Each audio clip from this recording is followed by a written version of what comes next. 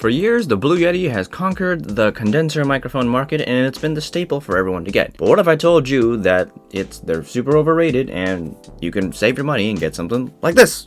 Let's talk about this.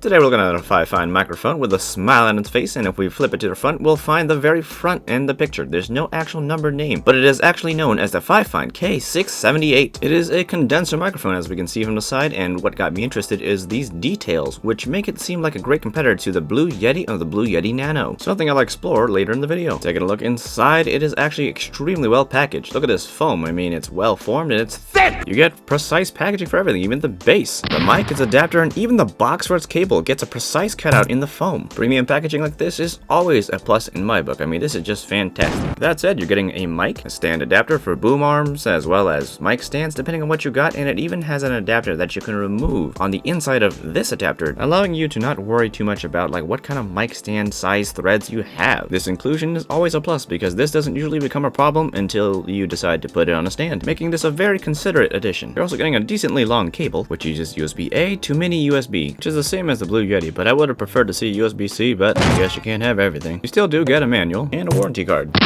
Onto the mic itself, the build is fantastic, being made of all metal, and it looks great as it's matte black and very minimalistic. On the front, there's a button to mute it, and above it is an indicator light which will turn on and be green when it is on and recording, and when you press the button, it'll mute it and turn orange. And on the back, there's two knobs, one to control the gain of the mic, and one to control the volume of your headphone monitoring when you plug your headphones into the bottom. And that jack can be found on the bottom right here, along with the USB cable to plug it into the computer, as well as the mounting hole, which mine is a little scratched because I did use it several times already. To put it onto a different stand, you are going to have to remove it from the stand it's on, which is really easy to do with this stand because the rubber grommets will hold the screws in place. And this is a feature that I wish was implemented in other mics. To my knowledge, only the Blue Yeti Nano implements it. The big boy Yeti does not, and if you've ever done it like me to try to remove it, it's a mess. It's pretty bad. Alright, we're currently doing a sound test of the Fifine K678, and so far it sounds pretty good. I've actually been using it for the entire early part of the video when I was kind of showing it off. So you're already having a pretty good idea of like how it sounds, but this is how it'll sound without any music in the background, so there's that. It's currently put in a position where it's normally in front of me if I was gaming or like chatting, I guess, online or something like that, and it's picking up pretty decently. It is a cardioid microphone, so if I turn it around, I am less likely to hear myself as it's not trying to pick it up from behind or the sides versus if I switch it back to the front. Now I am monitoring my voice through here so I can hear my voice with my headphones. And the signal so far is clean. I'm not getting any kind of like static sounds, which is always good to hear. Now let's... Now my computer is on in the background, so you know it might pick up some humming, but let's see. Alright, now let's click with my mouse. Let's see if it picks up my keyboard well.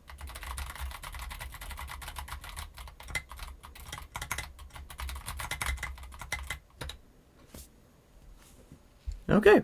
Alright, now we're testing the Blue Yeti because I know some people are going to ask like, well, what does it sound like compared to the Blue Yeti, which is a very popular mic, obviously. Well, that's why we're doing it. And, you know, we currently have this set in the cardioid pattern, so it will also cancel the sound of my voice as I turn it around. And if I bring it to the front, I'm more likely to hear myself. Signal is clean from my headphones, which is always good because it is the Blue Yeti. If it was not good, then we have problems. It'll pick up my mouse. If it'll pick up my keyboard.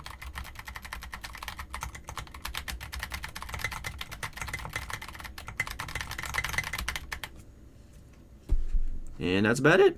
Alright, back onto the K678. Let's talk about what makes it great and why I would recommend this over all the Blue Yeti options. First of all, it's $80. It's cheaper than even the Blue Yeti Nano, which runs at $100. Most people aren't going to need all the bells and whistles that the Blue Yeti would provide. You don't need a bunch of polar patterns and stuff. Most people are just going to need a cardioid, polar pattern, high quality sounding condenser microphone like this one that has gain controls and the ability to monitor yourself and adjust the volume of your monitoring. Hearing yourself is really important when you're recording from a microphone, and it's even better that you can like adjust the volume and get a clean signal to listen through into your headphones. This isn't just useful for recording audio or just monitoring yourself for audio recordings. It's also really good in monitoring yourself in games. You see, when you're gaming, especially in a household full of people late at night, when you put on your headphones, you can't really hear your voice as well, so you typically will raise your voice and get louder in the house. With this, you can finally hear yourself a little bit better, and you won't be screaming at the top of your lungs at 2 a.m. in the morning. People won't be knocking at your door being like, bro, why aren't you asleep? And you're just over here like, sleep. Anyway, that gaming example is very specific, but honestly, it's a problem that a lot of people have. I would think so, at least I did. Anyway, if there was a bang for your buck condenser microphone that I could recommend, it would be this one. It performs like one of the blue Yetis and at the same time costs less. If I were to nitpick at something I didn't like about the microphone, I kind of wish the USB port was USB-C just to make life easy. And that's pretty much all I got for this microphone, so, you know, if you want to buy it, I'll leave a link in the description as usual. Like and subscribe if you liked the video, and if you didn't, well, you know, dislike it. That's just life. It's all about choices. Also, remember to hit that notification bell icon thing so you know when I'm posting next. And that's about it, guys. I'll see you guys next time. I'm really far from the camera, so let's see if I can make this.